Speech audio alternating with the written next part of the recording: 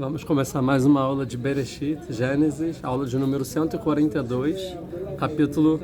Aula passada a gente viu parte do capítulo 45, vamos voltar um pouco rápido e seguir, né? Vamos ver se a gente consegue botar um ritmo. Estamos já do meio para o final de Parashá Vaigash, penúltima Parashá da Torá, depois a gente chega em Vayeri, última Parashá, que é que Jacob morre, abençoa os filhos, né? E as considerações finais do livro.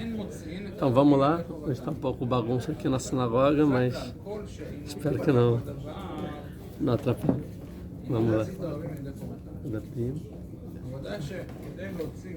Vamos lá.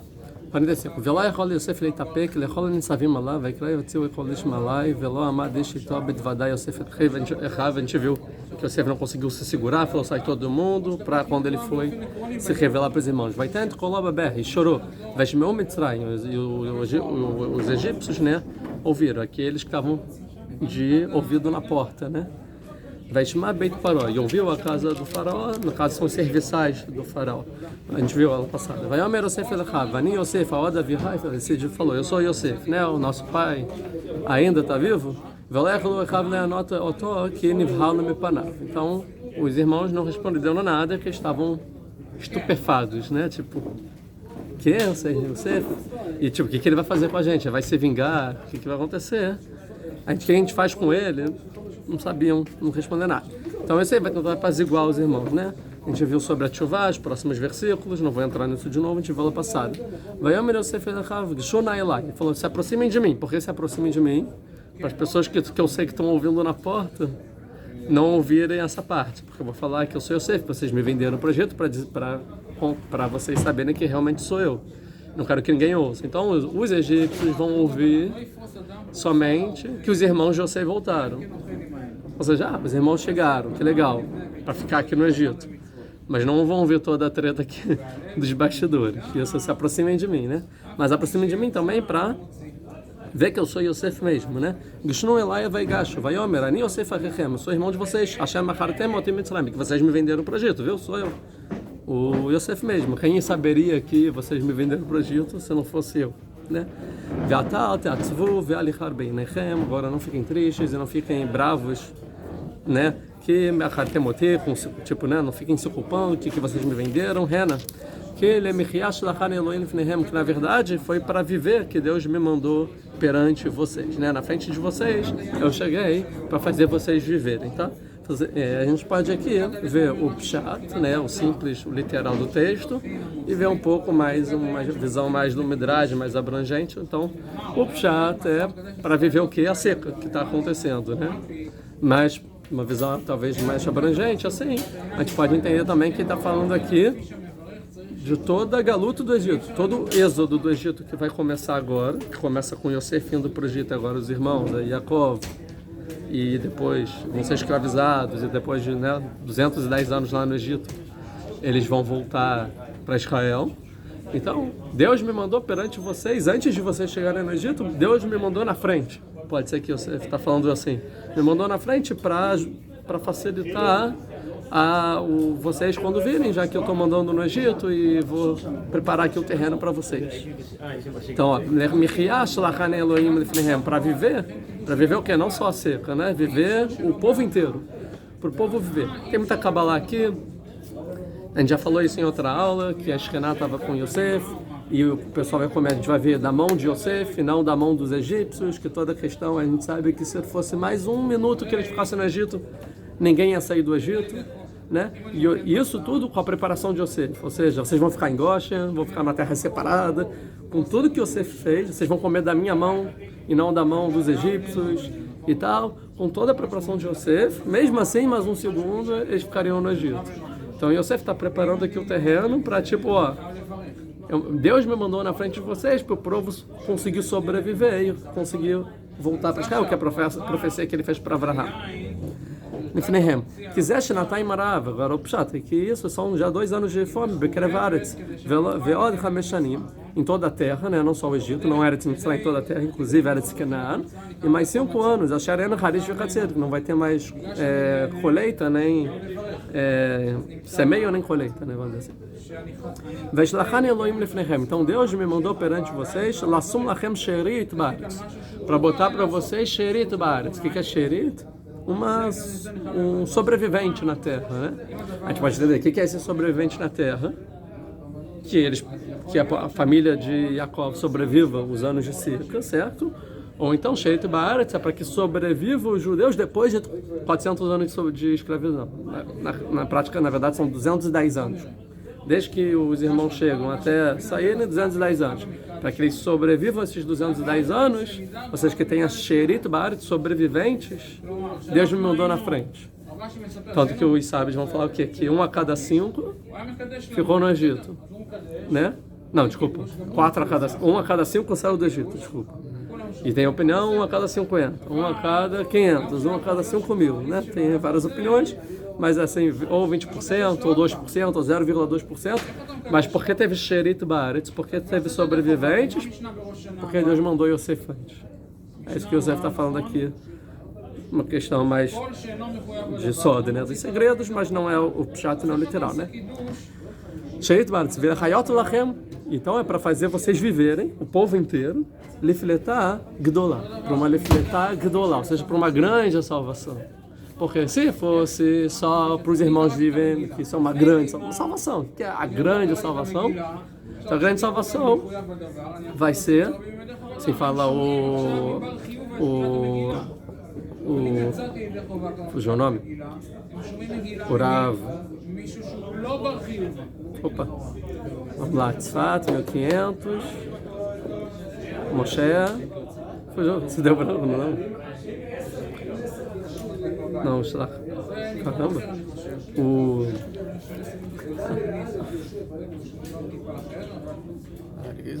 Não, Arisa.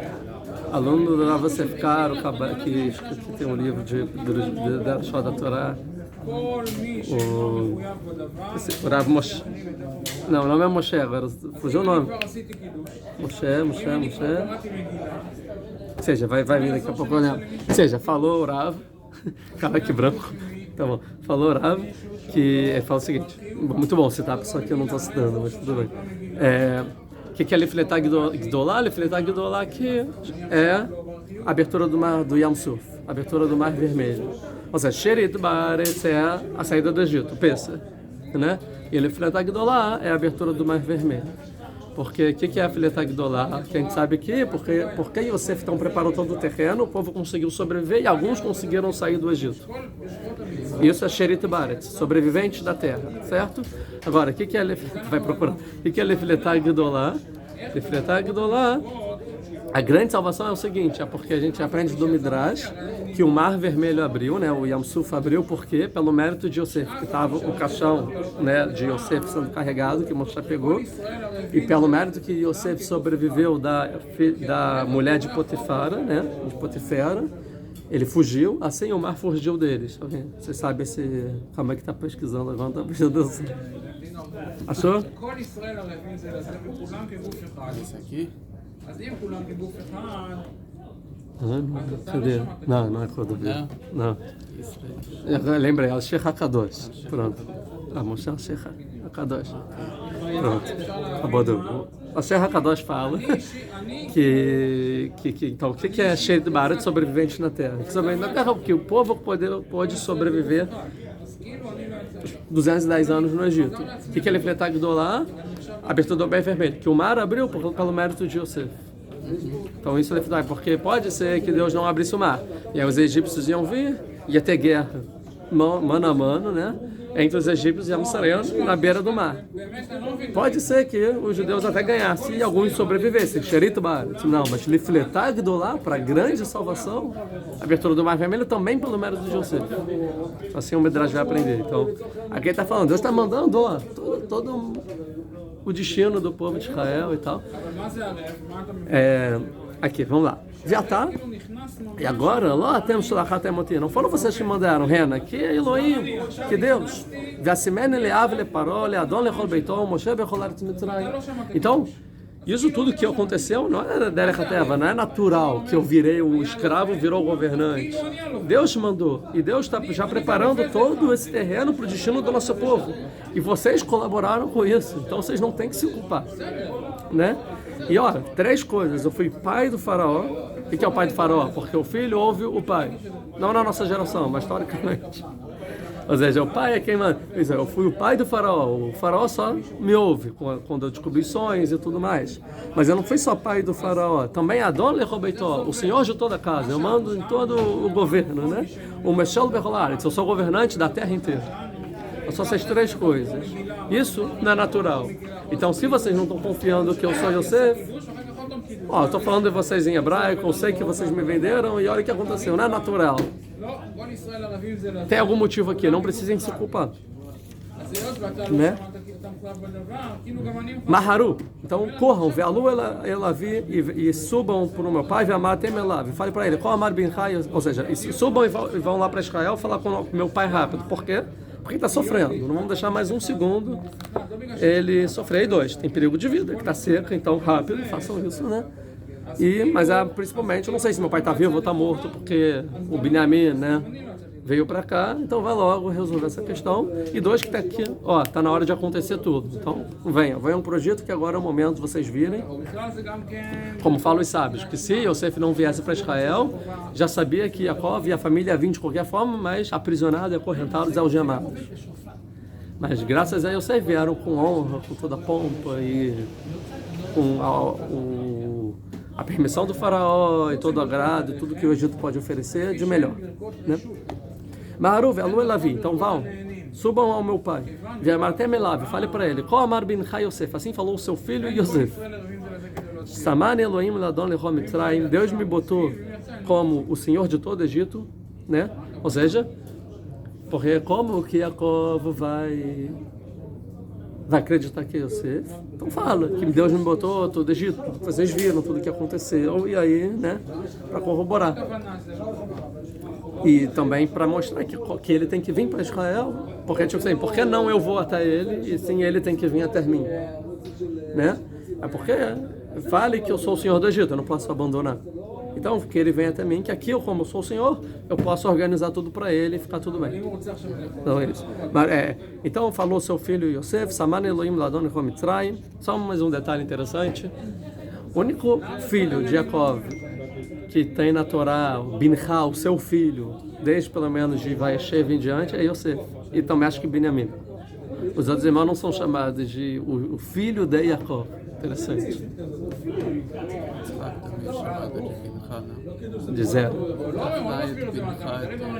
E também, Bincha. Não, mas é Bincha. Ele fala, que Ben? Eu tenho 2 Ben. O Ismael ou o Yitzhak. Ou seja, os 2 são Ben. Mas aqui o texto ele deixa bem claro que o Ben é Yosef ou Binyamin.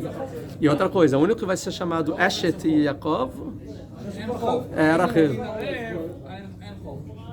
Interessante.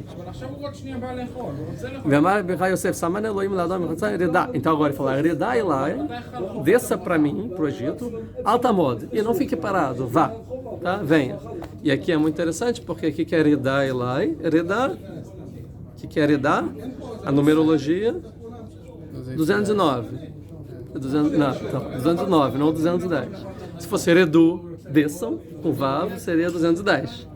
210 é o tempo que eles iam ficar no Egito, né? Do Elai. São os 210 anos, né? Então aqui tem um simbolismo de, vem, não se atrase, que agora começou a Galu. São os 210 anos. Mas está 209, porque não 209 não 210. Aqui eu esqueci a explicação, mas tem uma explicação. Deixa eu lembrar, era da Elai. Eu acho que é essa questão de se completasse os 210 anos. Não é essa. Não estou lembrando. Prefiro não falar para não falar errado. Mas é que Deus se junta, não me engano.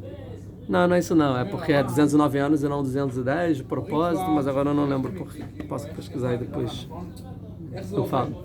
Mas você fala 210 de propósito. Quando o Yaakov, ele manda Yosef em Vayeshev, deixa eu ver. Aqui, né?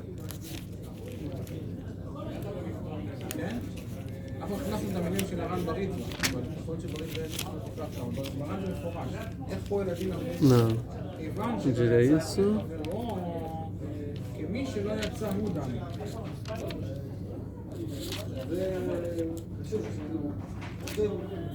Não, deixa. Vamos lá, continuar. Então fala, desça para mim, ou seja, que tem uma alusão a todo o exílio que vai vir, né? Então, mas o interessante que tem que assim, que assim, qual é o comando? Então, o que você está falando para Yaakov? Redai lá, esse é o comando, né? Ou seja, vão lá e falem que o seu Yosef foi posto como Adona e por quê? Que o Yosef mandou avisar? Redai lá e desçam para mim. Interessante que não tá, tinha que estar Redá, Lemitzrayim, desçam para o Egito e não para mim, certo? Não é desçam para mim, é desçam para o Egito, vão para o Egito. E aqui é lá, ou seja, quer dizer o seguinte: não venha para as mãos do Egito, sim, eu preparei o terreno, venha para mim, eu vou fazer tudo o que preciso. Vocês estão na minha mão e não na mão do Egito. Tá? Outra coisa é você não venha para mim, porque eu sou seu filho, ou seja, venha para me ver, não necessariamente para ficar no Egito, né? Vamos entender depois. Então desçam para mim, alta modo, e não fiquei parado, ou seja, porque é pedindo basicamente para Yaakov, desce para o exílio. Não, eu quero ficar em Eretz Canaã, vou sobreviver aqui na terra, assim como meu pai fez. Né? Meu pai não saiu de Eretz Canaã mesmo na fome e tal, não quero. Quando Yaakov saiu, foi para o Egito, deu ruim, né? Prefiro ficar aqui. E dois, o Yaakov, ele passou muito tempo no exílio, antes. Tanto quando chega em Israel, está escrito Vayeshev Yaakov be'eretz mevorei aviv. E sentou Yaakov com a intenção de nunca mais vou sair. Pronto, cheguei, acabou. E agora não, Redai Elai, venha para mim. Alta moda, então não fique parado. Ve'ashavta be'eretz Goshen. E eu vou botar vocês para morar na terra de Goshen. Então Goshen é um distrito dentro da terra do Egito, certo? Não na capital, não na metrópole, é um pouco afastado. De propósito. Por que de propósito? Porque Yosef, de propósito. Então, assim, venha para mim, e na terra de Goshen, não para qualquer lugar. Por quê? Porque se botar no meio, a assimilação vai ser muito grande. Então, para vocês sobreviverem, vocês vão ficar separados. Na terra de Goshen. É muito importante que esteja na terra de Goshen. Pelo Midrash, a terra de Goshen é uma terra diferente, porque é diferente de todas as outras. Porque tem que ser a terra de Goshen, porque tem outras terras periféricas. A gente vai ver que é uma terra boa para pasto, mas... E daí? Então fala que a terra de Goshen foi uma terra que o faraó, na época de Abraham e Sará, quando eles desceram para o Egito, ele deu de presente para Sará. Então essa terra era de Sará. Então desde que de Sará, embora eles voltaram para Israel, ficou como se fosse um resquício de santidade que é posse de Sará. Então vamos morar na terra de Sará e não na terra do Egito. Então vamos para a terra de Goshen, e vocês vão estar perto de mim. Então, perto de mim, ou seja, pai, você não quer ficar perto de mim? Aí explica aqui o seguinte, agora eu não lembro quem fala isso, mas em Eretz Canaã, cada filho, depois que cresceu, teve a sua própria família e tudo mais, não ficava perto do pai, porque o pai ficava em Hebron, certo? Hebron não era uma terra boa agrícola, nem de pasto, nem de nada, é uma terra tanto que é de terra para túmulos, né? Ou seja, porque não é uma terra que não é muito boa em Israel para plantar, nem para nada. Então os filhos, cada um vai para um lugar para ganhar o seu pão, né? Para sua família. Eles não ficavam próximos do pai. Uma vez por semana, acho que o filho vinha, né? Ou cada filho vinha uma vez por semana para ver o pai, mas ficavam longe, não tinha esse convívio inteiro. Então ele está falando, vem para a terra de Goshen, aqui você vai estar próximo a mim, porque a gente vai estar perto um do outro, você vai viver perto de mim. Elai, Atá, o Vincha, o Vinei Vanecha, você, os seus filhos e os filhos dos seus filhos. Você já vem com todo mundo. Todo mundo vai ficar aqui, ou seja, a família, os netos vão viver junto. Tá bom? Porque com a ideia, em Goshen, toda a descendência tem que morar aqui, e não cada um ir para uma terra. E em Eretz Canaã, vocês podiam dar o luxo de ir para terras afastadas. Em Mitzrayim, não. Fiquem em Goshen. Só que a gente está seguro. Então também tem o rebanho, o seu gado de grande porte e tudo que você tem. Todos os seus bens. Ou seja, vem aqui, a princípio, de forma definitiva. Vem com tudo. Tira tudo que você tem lá e leva para cá. Basicamente é isso que ele está pedindo. Aqui o Rambam fala que porque manda para Eretz de Goshen, porque sabia que o pai não ia querer morar na capital. Capital tem muita política, muita idolatria, muita promiscuidade, né? Tá separado. Vamos lá. 11. E eu vou te sustentar. Sham, lá. Lá o que? Na terra de Goshen. Lá eu vou te sustentar. E não em qualquer lugar. Agora, o filho falar para o pai, eu vou te sustentar, não é muito nobre, né? Aqui a ideia é que a situação é outra, porque tem uma seca no mundo inteiro e, vou te sustentar, não tem o que fazer, entendeu? Nesse caso. Vou te sustentar lá, que porque ainda vão ter mais 5 anos. Então ele vai dizer, porque eu vou te sustentar somente por isso, porque mais 5 anos vai ter seca. Pentivarei Shatá, vai ter rei, talvez todo mundo vai empobrecer, na verdade é um eufemismo para morrer.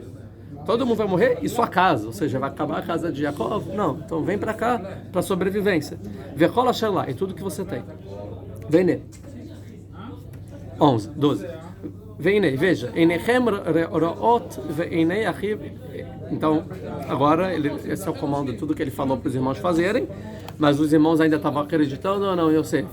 Os irmãos até agora não falaram nada, eles ficaram apavorados e não pronunciaram uma palavra, só ficaram assim.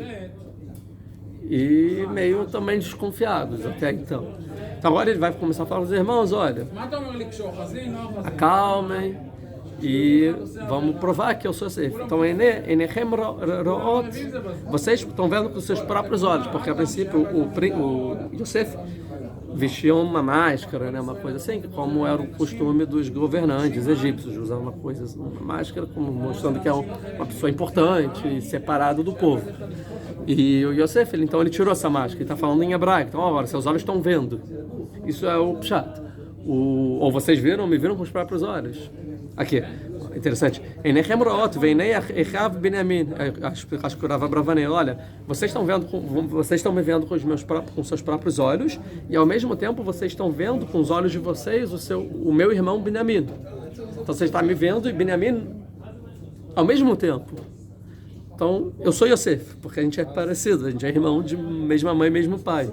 Então, o Rav vai dizer, olha, vocês não estão me vendo e Binyamin com os próprios olhos? A gente é irmão, não tem o que falar, a gente é igual, parecido, dá para ver que a gente é irmão. Não, então, é interessante isso, Rav Bravanel, o Asher HaKadosh vai falar um pouco pela Kabbalah e vai falar, interessante, é o seguinte, que toda a dúvida dos irmãos, e principalmente do pai, depois de saber que ele está vivo, é em relação, tá bom, ele está vivo, legal, mas isso não é o mais importante. O mais importante, ele ainda é tzadik? Esse é o mais importante. Ele ainda é justo? Ele ficou todo o tempo fora da família, não sei o que lá, no Egito, ele é o governo do Egito. Porque se ele é perverso, saiu da família, acabou. Ele ainda é tzadik? E aqui a gente vai aprender que o Rav Sheikh HaKadosh traz no Zohar e tal, que quando você olha para a cara do tzadik, você consegue ver que ele é tzadik. Você vê nos olhos, vê na cara, não, é um tzadik. Ele fala, vocês estão vendo com a própria cara, vocês conseguem ver que eu ainda mantive fiel aos costumes da família. Isso é um pouco Kabbalah, mas não, chato. E eu estou falando, mipi, com a minha boca, eu estou falando, ou seja, em hebraico. Eu estou falando Lashon HaKodesh, e não com tradutor. Tá? Fala Kabbalah, que pi medaber alechem, não é a boca do Yosef. A boca da Shekhinah, ou seja, a boca de Deus está falando com vocês, ou seja, eu sou tzadik, a Shekhinah, a presença divina está comigo desde que eu vim, né, o Ish Matzliach que a gente viu, que abençoava tudo e tal, e saiba que é Deus falando com vocês, que é para vocês virem, que Deus está salvando a família.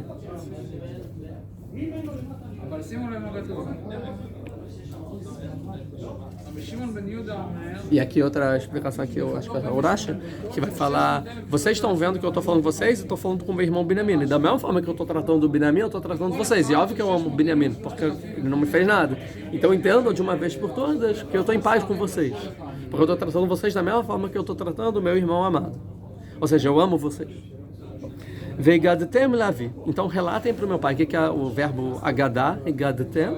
É contar extensamente. Relatem, contem tudo que vocês viram, todos os detalhes, que eu sou rei, quase o rei do Egito e tal. Contem tudo, né? Gaté levi para o meu pai, Et kol kevodi, toda a minha honra b'Mitzrayim. Então, relatem, contem por extenso tudo que vocês viram, como eu sou honrado no Egito. Vet kol asher eitem, tudo que vocês viram. O miartem ve'oridtem et avi hen. E corram e desçam o meu pai, então, para cá. 14. Realmente apressa, né? Corra, apressa, né?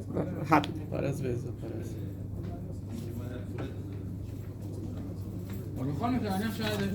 Próximo, calma, um segundo, deixa eu ver. Vamos lá, 14. Vamos fazer errado aqui. 14. Vai Paulo a Tzavarei Benjamim. Então, Yosef se jogou, caiu, recaiu sobre os pescoços de Benjamim, está no plural, o pescoço de Benjamim. Echav, seu irmão, Arriv, desculpa, seu irmão, o Bincha. Não, vai tudo errado. Vai pode ser Benjamim, Arriv, vai que chorou, né? Então Yosef ele se joga sobre os pescoços de Benjamim e chora.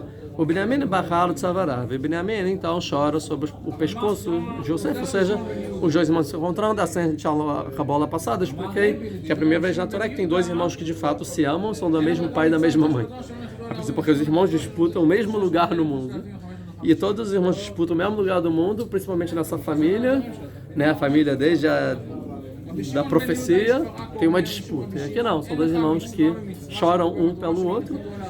Aqui está no plural. O Ebenezer vai falar, a Torá usa plural, mas não muda nada. Quer dizer que um chorou pro outro, um ama o outro e por aí vai. Na verdade, um chorou pelo que perdeu do outro, né? Perdi isso, toda a infância com você, todo o seu casamento e tudo mais, choraram. Mas aqui o Midrash, o Rashi vai trazer que aqui o Tzavarei está no plural, que vem, é um versículo, está escrito sobre o Beit HaMikdash, o grande templo, também a palavra Tzavar, que são o pescoço do mundo. Então fala que é o Beit HaMikdash, que ou seja, que Yosef profetizou que os pescoços, ou seja, os templos que estariam no lugar, no território que Benjamim herdaria na terra de Israel, porque o Beit HaMikdash, o grande templo, estava o primeiro e o segundo, que era no mesmo lugar, estavam no território de Benjamim, seria destruído. Então ele foi lá e chorou pelo templo que seria destruído, e Benjamim chorou sobre o pescoço de Yosef, que seria o tabernáculo que ficaria quando chegasse a terra de Israel, na terra de Shiló, que era herança da terra de Yosef, que seria destruído também, então um chorou pelo Beit HaMikdash do outro. Quem traz isso, tem outro comentarista que vai trazer, que pode explicar que o Tzavarei Benjamim seria o momento que o povo no futuro ia tentar destruir a tribo de Benjamim, que seria a Peleg Shegivá, no caso, que ia ter guerra, então ele chorou pelos que morreriam, e Benjamim chorou sobre Tzavarav, sobre os seus pescoços de Yosef, que seria dois momentos. Quais são os momentos que traz? Que eu não vai lembrar. Os dois momentos que ele choraria por Yosef. Agora não estou lembrando também, né? Sim. São a tribo de Efraim e Menashe, que iam sair 30 anos antes da saída do Egito e iam morrer dos filisteus, né? Ou seja, antes da saída do Egito tiveram... Não Mapelim. Mapelim, porque o Mapelim é a história de Moisés, depois que eles foram. Não é isso. Não. O Midrash vai dizer o seguinte: 30 anos antes do povo sair do Egito, das pragas e tudo mais. Lembrei. Boa, lembrei. Por que está falando Redá e não Redu? Lembrei. Por que 209 anos e não 210 anos? Bom, que o pessoal que está vendo não fica sem resposta. Porque o último ano tinha já as pragas. E o povo já era livre. Desde a praga de quem já é livre. Então eles ficaram subjugados 209 anos. Então Redá lá e 209 anos. Porque o último ano já era quase livre, só não tinham saído. Mas quer dizer, então fechamos aquele ponto, pronto. Agora, aqui que 30 anos antes de Moshe, toda a história do Egito, tiveram uma tribo e meia, né, que é Efraim e Menashe, umas pessoas que resolveram sair do Egito antes e falaram, vamos voltar para Israel. Eles foram até Israel e quando chegaram em Israel eles morreram pelos filisteus que estavam lá e destruíram. Foram 200 mil, se eu não me engano, de Efraim e 50 mil de Menashe, alguma coisa assim, ou seja, muita gente. Todo mundo morreu na guerra e não conseguiram chegar em Israel. Então chorou por isso. Midrash, né? Vamos continuar. 15. Vem na Shekel Lechol Echav. Então, Yosef ainda vê que os irmãos não estão conseguindo falar nada, e estão atônitos e estão com medo. Então ele beija cada irmão. e chora para cada irmão Alechem, por eles, não para o Benjamim. Agora cada irmão, beijo, ó, igual o Benjamim, eu amo vocês, ó, beijo, chora por eles e tal. Quem chora? Os irmãos choram por Yosef? Não, Yosef chora pelos irmãos. Porque os irmãos não estão chorando por Yosef. Sei lá o que você vai me fazer, ele quer me matar, não sei. E dois, a pessoa que está culpada não está chorando, ele está tipo, o que eu fiz, e agora, né? Meio, então eles não estão chorando. E outra coisa, pode ser que não necessariamente os irmãos estão 100% com Yosef também, né? Mas Yosef está 100% com os irmãos. Yosef chora. O Yosef é o chorão da Torá, né? Do plano de Bereshit. Chora mais 10 vezes aqui, né? Chora mais 3 vezes, 4, agora 5, vai chorar mais. Várias vezes ele chora. Então ele chora pelos irmãos, e depois que ele chorou, beijou cada um, os irmãos falam com ele. Só agora, então, os irmãos vão responder Yosef. Vão conseguir conversar com ele. Né? Vamos lá. 15.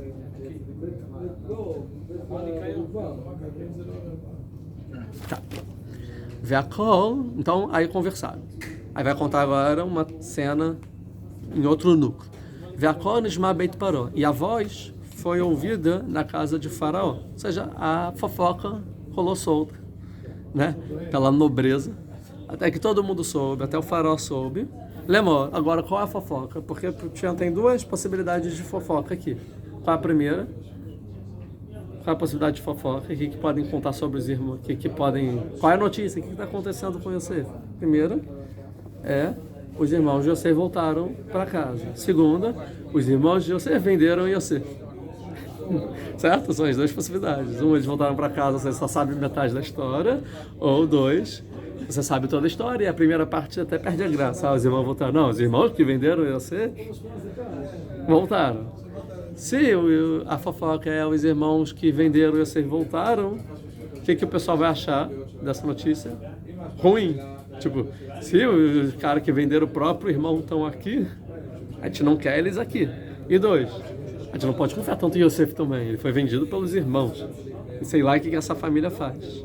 Agora, se a notícia é os irmãos de Yosef vieram, que é legal, porque eu conheço quem é Yosef. Então ainda tem os irmãos, que é a nobreza e tal. Muito bom. Que eu sei que não é um escravo. Ele tem irmãos, que são família real, lá de Eretz Canaan. Melhor ainda. Então é isso, olha o que o Fexu está falando. Então, e a voz foi ouvida na casa do Faraó dizendo: vieram os irmãos de Yosef. Ponto. Terminou por aqui a fofoca. Vocês não souberam, porque a segunda parte ele falou: se aproximem de mim. Vocês me venderam. Ele falou baixinho, né? Então não espalhou a fofoca. Entendeu? Aqui está escrito só colo, né? A voz. A voz. Ou seja, que ele chorou. A explicação do Rava Bravanel, ou do Malvin, não lembro. É que fala que ele não conseguiu se segurar e falou: todo mundo sai, chorou, todo mundo sai. Esse todo mundo sai, ele falou já chorando. Então todo mundo sai, aí eles saíram. Aí falou: tá chorando? Aí entenderam, que os irmãos voltaram. Aí essa voz foi ouvida.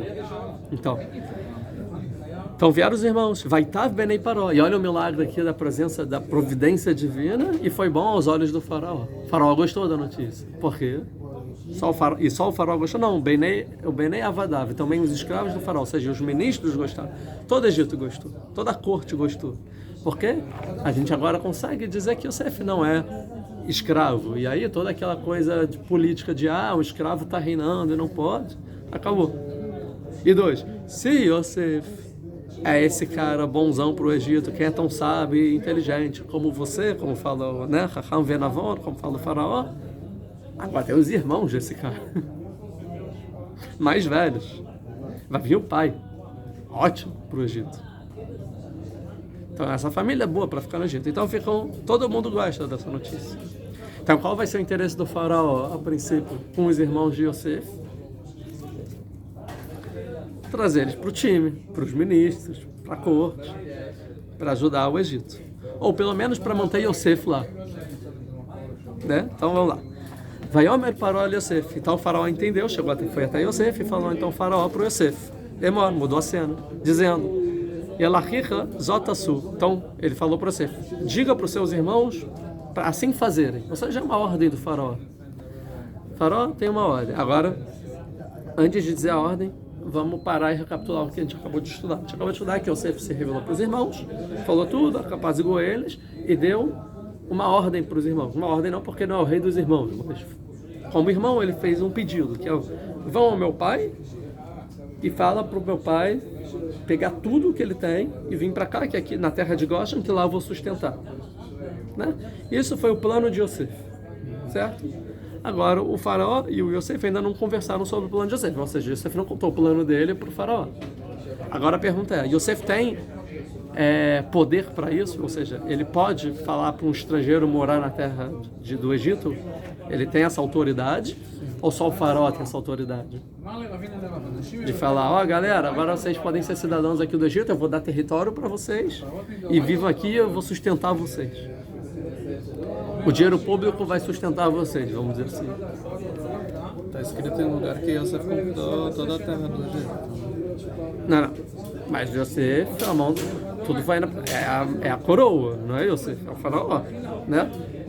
Então, a princípio, não. Ele não tem esse poder, tá bom? Mas o que acontece, então? Assim fala Malbim. Tem dois tipos de poder. É o seguinte.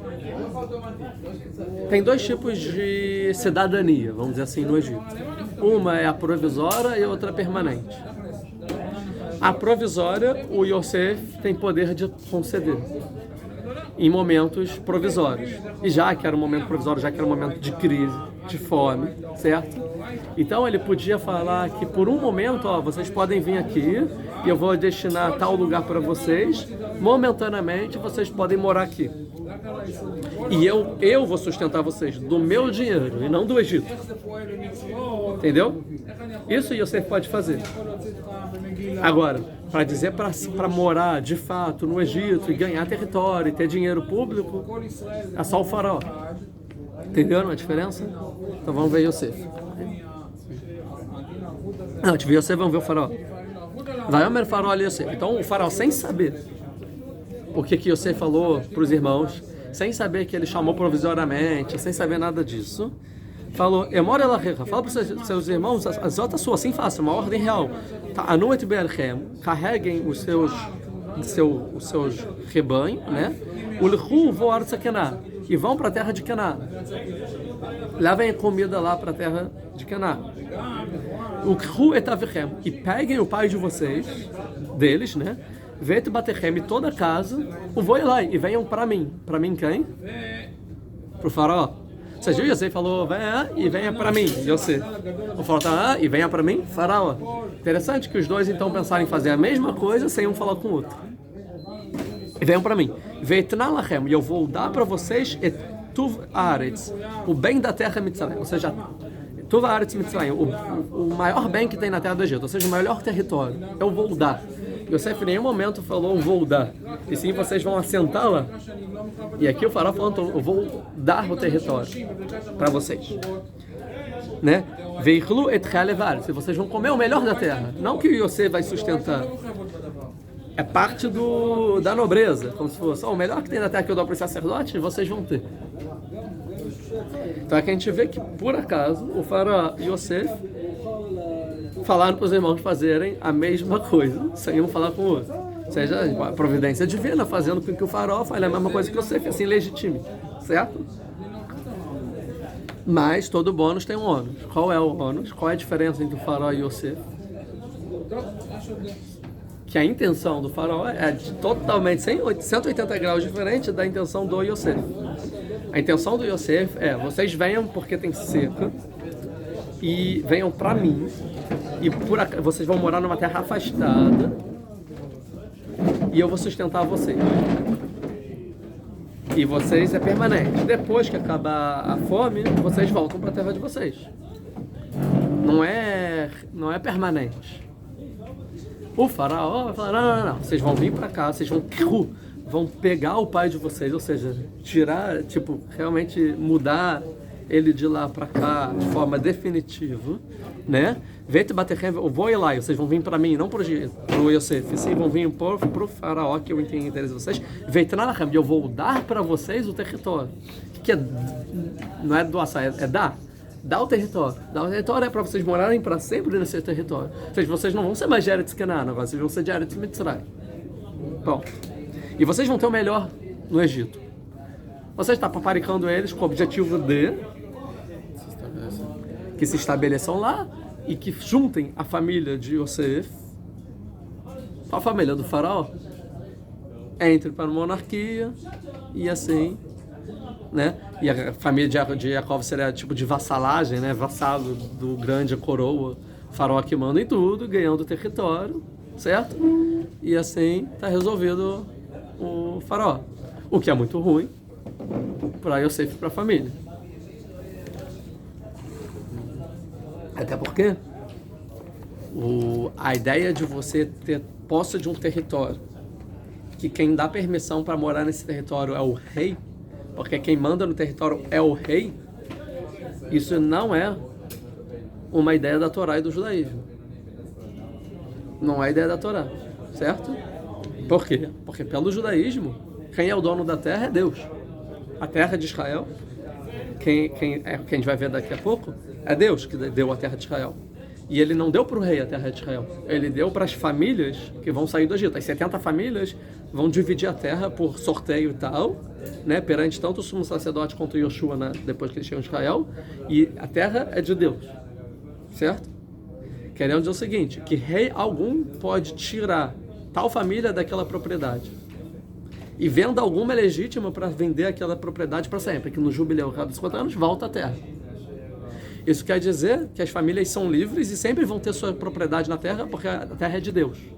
E eles estão submetidos a Deus. E não a algum poder monárquico ou governamental. Independente de quem é o governante, quem é o rei, qual é a realeza, se tem coroa ou não.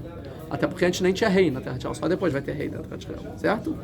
O rei de Israel, depois que vai ter rei, Davi Amélio, eles não têm legitimidade e nem poder de tirar as pessoas da terra, de confiscar terras, ou vamos dizer, os sacerdotes, por exemplo, do Beit HaMikdash. Em nenhum momento a gente ouviu no Tanar inteiro, ou sei lá, na cultura, né, história judaica, que os sacerdotes tinham propriedades de terra confiscadas e que o Beit HaMikdash era um grande império, nada disso. Muito pelo contrário. O que a Torá fala para os sacerdotes? O sacerdote não tem terra, porque eles trabalham para mim. E eles vão ser sustentados pelo povo que tem terra, que eu dei terra para eles, porque eles estão para mim. Ou seja, ao contrário, o sacerdote não tem posse, o sacerdote não trabalha, o sacerdote vive de caridade dos outros que têm posse. E quem tem posse, eu concedi a posse. Muito diferente dos outros povos que a gente está vendo aqui do Egito, mas isso vai chegar no ápice, no feudalismo, com a Igreja Católica e Roma, juntos, né? Que a Igreja Católica, por exemplo, vamos dar o caso da Inglaterra, que quando os romanos conquistam, né, a Inglaterra, o rei que conquista a Inglaterra, automaticamente ele ganha posse do território inteiro da Inglaterra. Então é tudo do rei, certo? Mas ele não consegue morar em todo o território. Então o que ele faz? Ele pega as famílias amigas, certo? E ele divide, ó, essa terra é sua, essa terra, então vocês vão ser da nobreza, vocês vão ser os segundos de hierarquia, tal, certo? E vocês vão ser meus vassalos da minha casa, como se fosse, cada um vai ter a sua casa, mas em troca vocês têm responsabilidades. Quais são as responsabilidades? Vocês só respondem a mim, vocês têm que me dar tanto de comida, tantos por cento do dinheiro, do que colheram. Se tiver guerra, vocês têm que me prover soldados, o exército vão vir das suas famílias, certo? Tem que me dar as comidas mais gostosas para comer no palácio. Ou seja, vocês são meio que escravizados por mim, em alguns, embora nobres, certo? Esses nobres recebem terras gigantes, né? A gente vê agora a morte da rainha da Inglaterra, né? Tipo, aí tem o duque de tal cidade. Que é a cidade? É um território gigante, o cara é o duque, o cara manda em tudo, como se fosse, né? Então, essas pessoas que ganharam essas terras também têm uma terra gigante. O que eles fazem? Eles dividem em outras famílias e falam, eu estou dando, mas vocês só respondem a mim, que eu respondo ao rei, e vocês têm que me dar as tropas que eu vou dar para o rei, vocês têm que me dar comida que eu vou dar para o rei, certo?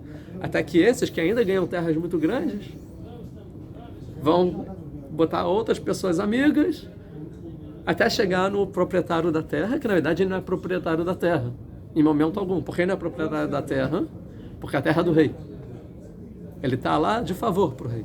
Até porque, pela lei, se o rei quiser confiscar, mesmo sem justificativa, ele pode pegar a terra. Porque eu dei, agora eu quero tirar. Ou seja, em nenhum momento o rei deu um presente que não volta mais. É emprestado, porque na verdade é da coroa. A coroa manda aqui. Se a coroa precisar da terra, pega, e você não é nada. Eu posso transformar você em nada quando eu quiser. Então assim é o sistema feudalismo, né? E no final, esse proprietário da terra, eles vão ter seus escravos que realmente trabalham, que não tem direito a nada, e tem que ser o escravo, e tem que ser o filho para ser o exército, que no final vai chegar para o rei, e assim a história e tudo mais. Porque a posse da terra é do rei. Entenderam? E daí? Vamos supor que tem um crime, alguma questão legal, de lei, e o cara lá quer ir para a justiça, certo? Então é um cara que trabalha para alguém numa terra, e tu é um escravo do proprietário de terra. Você tem justiça para você? Tem lei? Você pode reclamar com alguém? Não, claro que não. Mas vamos supor que você não é escravo, mas você é uma pessoa que trabalha para um desses grandes, né? Aí tem uma injustiça que fizeram com você, roubaram, sei lá, o seu dinheiro, pegaram a sua esposa, né? Aí ele vai falar, vai reclamar, mas para quem ele... Cadê o judiciário? Não existe judiciário. Ele vai para o senhor da terra dele e vai falar, senhor da terra, isso aconteceu. E o senhor da terra vai julgar baseado nos interesses do rei. Isso quer dizer o seguinte, que não tem lei. Porque na terra, quem manda na terra é o próprio dono daquela terra, né? Isso é explicado muito bom num filme do Tarantino, né? Django Livre, fala sobre a escravidão dos negros nos Estados Unidos, mas é mais ou menos parecido. O dono da terra, ou seja, quer dizer que o cara não só ele trabalha para o rei, como ele não tem lei. A lei não serve à pessoa, serve à coroa. Até porque, vamos supor que alguém tem alguma reclamação para fazer contra a coroa, contra o rei. Teve uma injustiça que o rei fez. Pode fazer isso? Não. Não pode fazer isso. É pena de morte, o cara vai morrer. Até porque proclamaram lá leis na época, na Inglaterra, que a pessoa que reclama contra o rei é como se fosse que está reclamando contra Deus. Você vai blasfemar contra Deus? Então por que vai blasfemar contra o rei? Sabe por quê? Porque o rei é Deus. Por que o rei é Deus? Porque toda a posse da terra é do rei, e toda a lei vem do rei, e são os interesses do rei que faz tudo. E não tem ninguém que pode reclamar. Então, no final, na prática, o rei é Deus. Entendeu? Isso é escravidão. As pessoas são escravizadas e não têm liberdade, não tem justiça, não tem nada, não tem nem terra, nem propriedade. A propriedade privada, de verdade, não existe. Né? Não existe, estou falando 500 anos atrás. A propriedade não existe. E muito mais com a Igreja Católica, que corroborou essa ideia que o poder do rei vem de Deus. Porque ele é o rei, porque esse cara é rei, porque Deus escolheu. Tanto que foi toda a questão da Revolução Francesa, de tentar fazer essa ruptura e dizer, não, o rei não é Deus. Se ele está indo contra o povo, a gente pode se rebelar e botar outro rei. Mas até lá é muito difícil isso, porque tipo assim, eles viam como teologia, tipo, o rei é Deus reencarnado, a gente não pode falar quando o rei não pode mais. Então no final, a mesma coisa que acontecia aqui, pode ser que aconteça aqui, com o faraó no Egito, a casa da escravidão, como está escrito, né? Eu sou seu Deus, Anochi Hashem Elokecha, Deus é Deus, que eu tirei da terra do Egito, me Beit Avadim, né? Da casa da escravidão, e não dos escravos, da casa, porque o Egito é a casa da escravidão, porque esse sistema, todo mundo no final é escravo ao rei, e rei é o Deus, e ele falou, eu sou Deus, Deus falando, porque eu tirei vocês do Beit Avadim, do faraó, que se dizia ser Deus, né? E aqui o faraó está falando, eu vou te dar um território, olha que generosidade. E aí vocês vão ter o melhor da comida. Isso é escravidão. Isso já é toda escravidão. Não é o início da escravidão, isso já é escravidão em si. Entendeu? Tanto que o maior problema da igreja teológica, né, na teologia, não da igreja, o pior problema do cristianismo, que o judaísmo tem em relação ao cristianismo, não é eles acharem que Jesus é Messias, tá errado, mas não é esse o problema. não é fazerem idolatrias, terem rituais pagãos, do romano, não é isso. Não é da Trindade, não é que eles pegaram a nossa Torá e usurparam a nossa Torá e mudaram todos os versículos. Não é isso. O pior problema é que eles acreditam em Steireshot. Ou seja, a crença deles é que tem duas governanças no mundo. A governança do céu e a governança da terra. No céu é Deus que governa. Eles acham que é Jesus. E na terra quem governa é o rei. É a igreja. A igreja é a coroa, né? A igreja governa. Dá para Papa, né? Dá para o Papa que é de Papa, dá para o César que é de César. Ou seja, tem o Papa e tem César. E os dois são governantes nas suas respectivas áreas. E o César, quando fala, ele é rei Deus também. E a gente tem que submeter a igreja, que foi um grande casamento entre igreja e Roma, né, com Constantino Visionário, que conquistou o mundo inteiro até os dias de hoje. Vamos dizer assim, né? Essa ideia que a religião, que o rei tem suporte da religião, né? E aí no final o rei acha que pode fazer o que quiser, culminando em todas as ideologias que nasceram no século XIX e XX, né? Também todo mundo suprimindo o povo, por aí vai. Até hoje, né? Toda a questão totalitária, o comunismo, o nazismo, tudo saiu do Sacro Império Romano, né? A nova igreja, não sei o que lá. Você ainda paga a família real. Sim. Mora em Petrópolis, paga. Não, sim.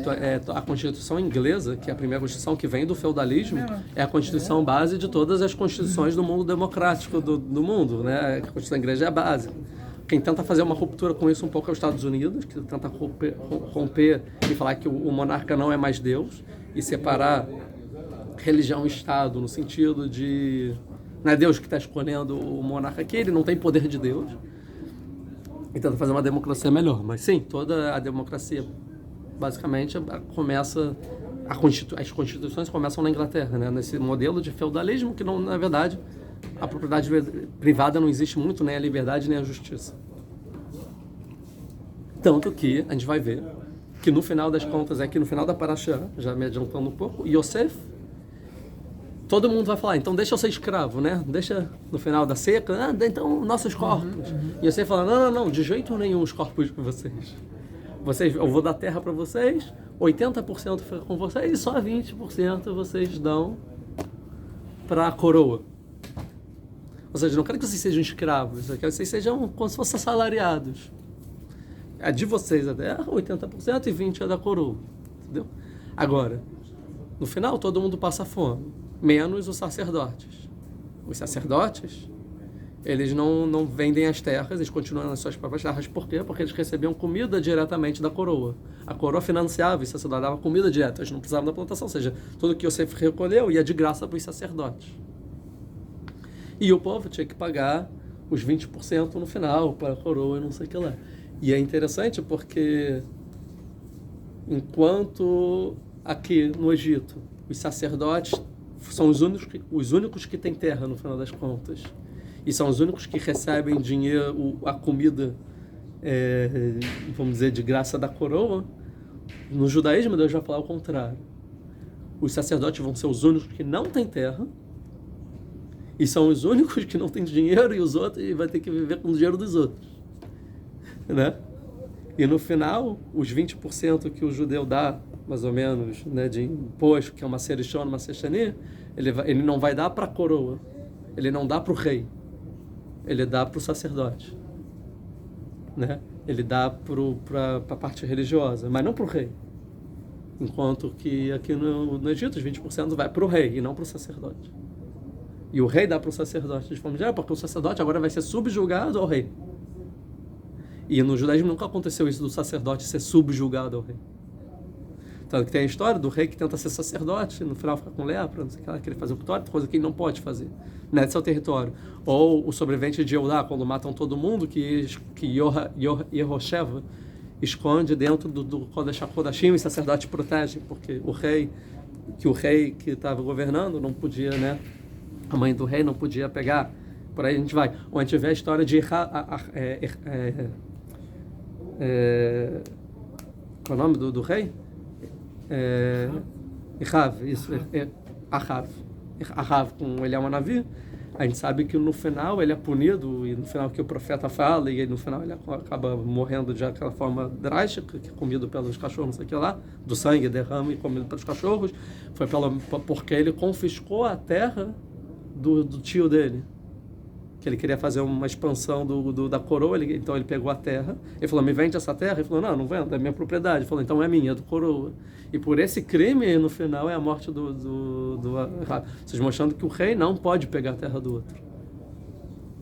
Diferença drástica entre o modelo aqui, que a gente já viveu, feudalismo e tudo mais, e do Egito, com a ruptura que a Torá vem fazer e mudar toda a estrutura social, trazendo a liberdade para o povo, né? A liberdade para a pessoa. A verdadeira liberdade é a liberdade à vida, a propriedade privada, de fato, que os 10 mandamentos vão promulgar.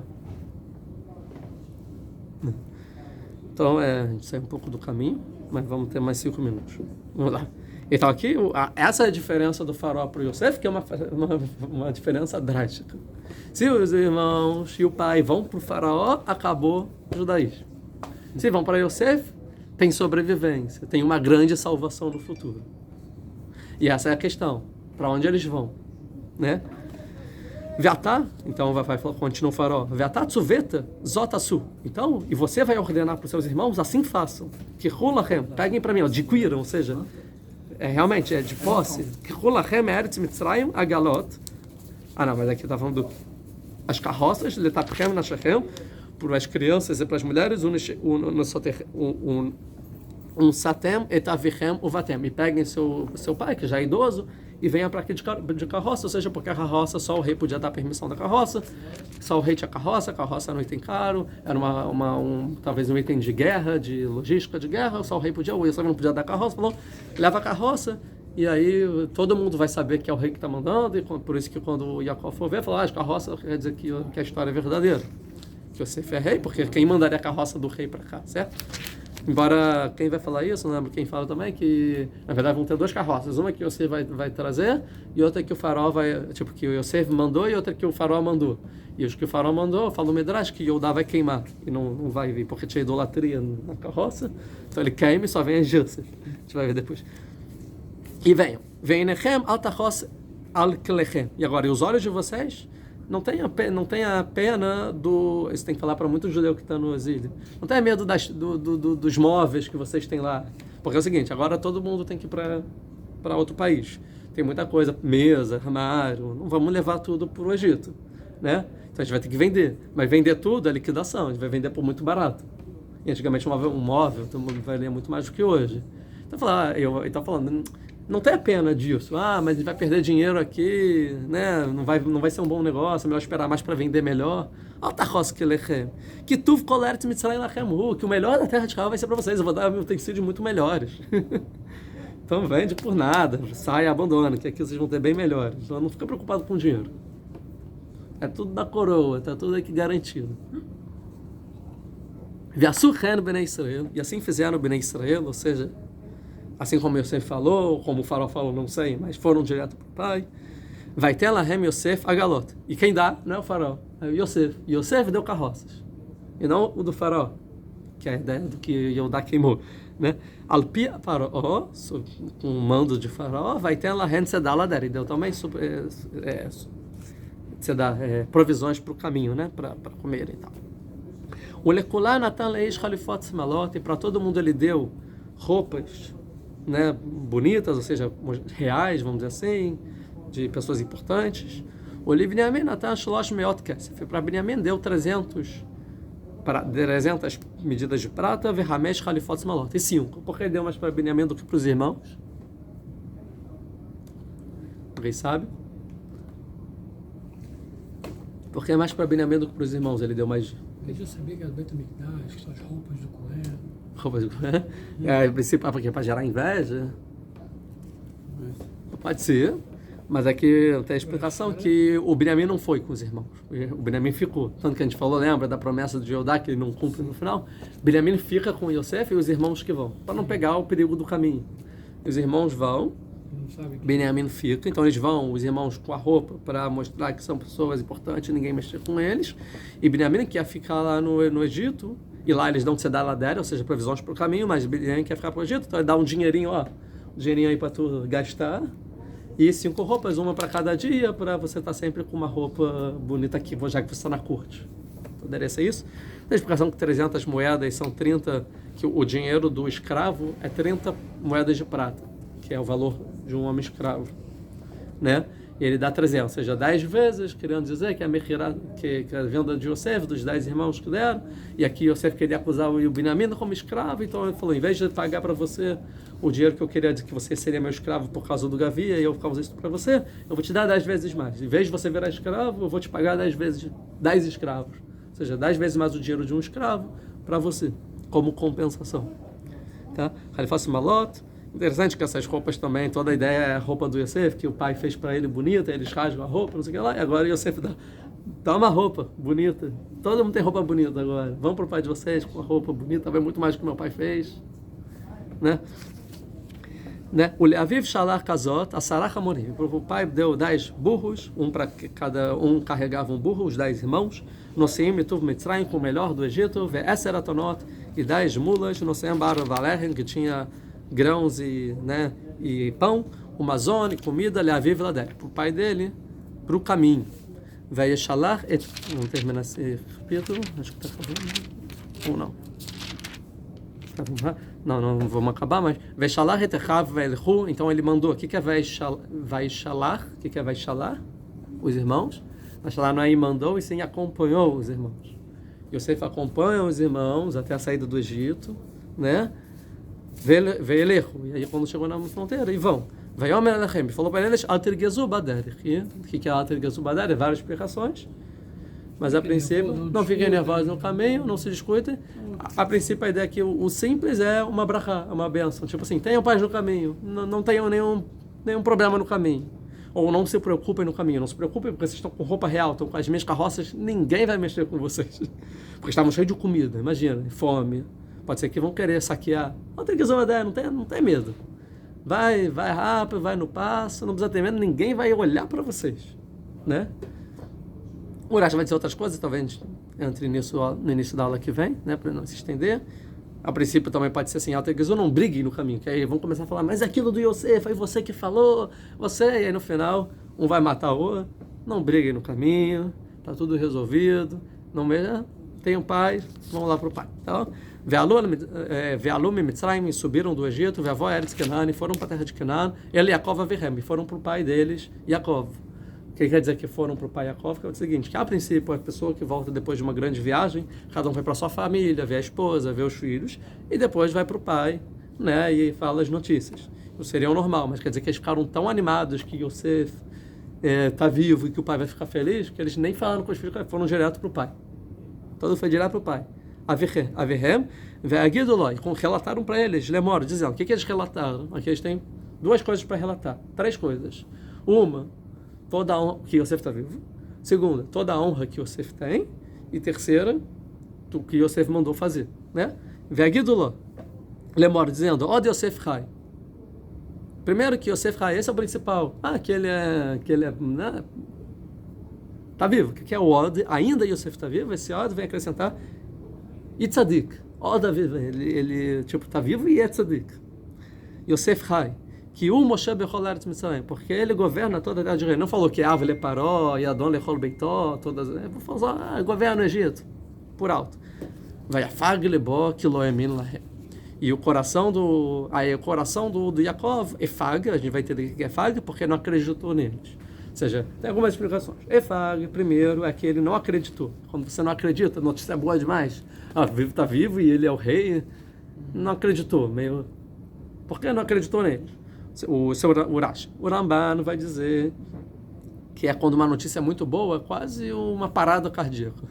Vai faga e o coração apertou. Ou seja, tipo, mas porque está escrito, porque não acreditou neles. Aqui não bate, mas a ideia do Efaga é que ele não acreditou, se desviou de acreditar, e sim que ele teve um troço do coração quase, né? E a terceira explicação do Rav Bravanel vai Efag Lebó, é ao contrário, e reviver o coração bateu mais forte, tá? Por quê? Que Lo Emim Lahem, porque não acreditou neles, não agora, antes. Porque desde antes, quando eles trouxeram e falaram, olha o sangue do filho, ele não acreditou. Ele estava na dúvida, desde lá tinha uma dúvida. Será que mataram mesmo? Será que foi Yehudá, como o Rashi fala? Então, vai falar libor, porque lá não acreditou neles. Porque se tivesse acreditado neles, porque ele ouvia agora. Né? Vai Debru Elav, falaram com ele, com Erovet, qual deveria Yosef, tudo que falou Yosef, Asher Deber Alehem, que falou para eles, vai Aret Agalot, e a princípio, pela explicação do Rashi que ainda não tinha acreditado, ele viu as Agalot, viu as carrozes, Asher Shalach Yosef, que Yosef mandou, e não Faraó, que Yosef mandou, Lasset Totó, para pegar ele, vai ter Hiro, e viveu o espírito de Jacob Averhem, o pai deles. Último versículo, a gente vai voltar nisso na aula que vem. Vai Amer Israel, e aí Jacob virou Israel de volta, olha que bonito. Agora que reviveu, agora é Israel. E falou a Israel, Rav od Yosef Beni Chai, uau, e Yosef ainda está vivo, e muito, né? Ainda está vivo. Ele, eu vou vereno, e eu vou ver ele, Beterem Amut, antes que eu morra. Ou seja, eu vou ver ele. Ele não falou, que meu filho está aí, ele é governante, não quero saber. Eu vou ver ele, eu quero saber do Yosef, eu quero só ver meu filho antes de morrer. E a gente vai ver que a ideia de Jacob não é morar no Egito. Eu quero ver ele e voltar. Eu vou lá ver antes de morrer e volto. Acabou. E a gente vai ver como tudo vai se desenrolar. A hora que a gente começa no capítulo 46.